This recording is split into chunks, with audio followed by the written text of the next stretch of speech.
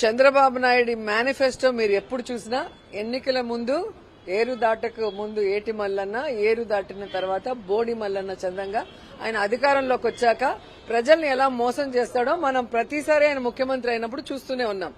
ఈసారి మరింతగా పేర్లైతే చాలా సూపర్ గా పెట్టారు, శ్రీ శక్తి అని.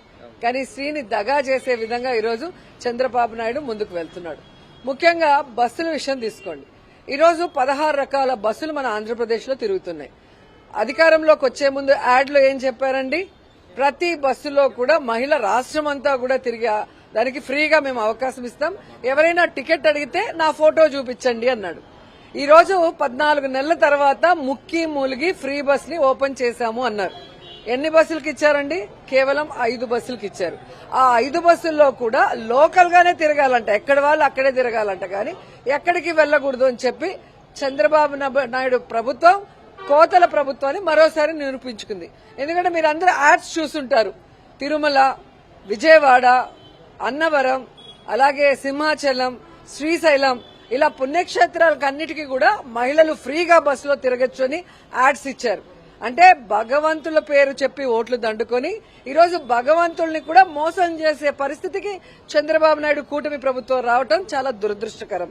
అండ్ రెండోది మీరు చూస్తే మేనిఫెస్టోలో మీరు ఎక్కడైనా కూడా మేము పల్లె వెలుగు బస్సులోనే పంపిస్తాము, లేదా సిటీ దాంట్లో ఉన్న లోకల్ బస్సులోనే తిప్పుతామని చెప్పారా? ప్రతి బస్సులో మహిళ రాష్ట్రం అంతా ఎక్కడికి కావాలన్నా ఫ్రీగా వెళ్లొచ్చు అని చెప్పిన చంద్రబాబు నాయుడు మరి ఇప్పుడు ఏం సమాధానం చెప్తారని నేను అడుగుతున్నాను. మహిళల్ని మోసం చేయడమే పనిగా పెట్టుకున్నాడు చంద్రబాబు నాయుడు కూటమి ప్రభుత్వం.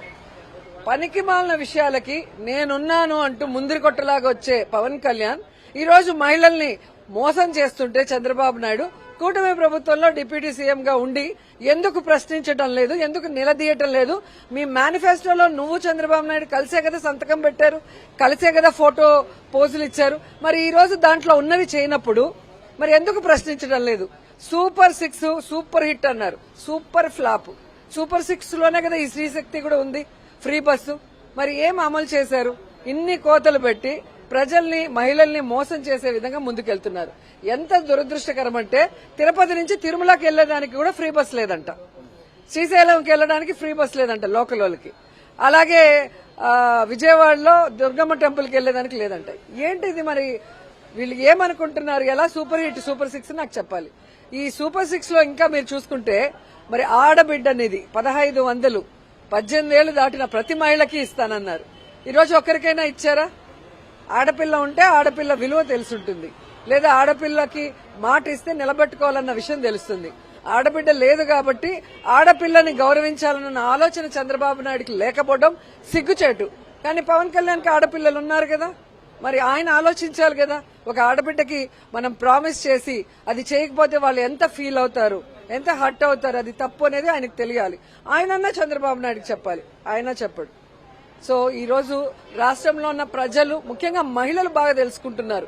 జగనన్న మహిళలకి సొంత తోబుట్టులాగా ఒక అన్నగా అండగా ఉండి ఇంటి పట్టాల నుంచి ఇళ్ల నుంచి వెల్ఫేర్ స్కీమ్స్ మొత్తం చేయూత గాని, ఆసరా గాని, అలాగే తల్లికి వందనం కానీ చెప్పింది చెప్పినట్టుగా ప్రతి సంవత్సరం కూడా బటన్ నొక్కితే ఒకేసారి రాష్ట్రంలో ఉన్న మహిళలందరికీ కూడా ఎలిజిబిలిటీ ఉన్న అందరికీ పడేవి.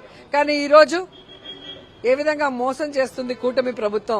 ఇది అధికారంలో రావటం కోసమే మేనిఫెస్టోలో అబద్దాలు చెప్పారు. ఈ రోజు ప్రజల్లో వ్యతిరేకత వస్తే తూతూ మంత్రంగా చేయడానికి ప్రయత్నిస్తున్నారు తప్ప ఎక్కడా కూడా ఒక సిన్సియారిటీ లేదు అనేది అర్థం చేసుకున్నారు. మహిళల్ని మోసం చేసిన వాళ్ళు ఏ రాష్ట్ర చరిత్రలో ఏ ముఖ్యమంత్రి కూడా బాగుపడిన దాఖలాలు లేవు. చంద్రబాబు నాయుడుకి గతంలోనే ఏ విధంగా డ్వాక్రా అక్క చెల్లెమ్మలను మోసం చేస్తే ఎలా చెంపదెబ్బ కొట్టి ఇంట్లో కూర్చోబెట్టారో తెలిసింది. సో ఈసారి కూడా జగనన్న కన్నా మించి ఇస్తాను, జగనన్న ఇచ్చింది ఇస్తూ అని చెప్పారు.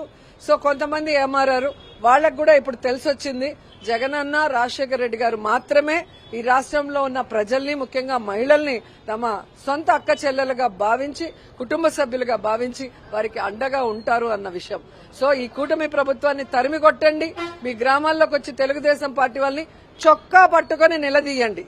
మీరు మేనిఫెస్టోలో చెప్పిందేంటి, ఈరోజు చేస్తున్నదేంటి అని నిలదీసిన రోజే మీకు మంచి జరుగుతుంది.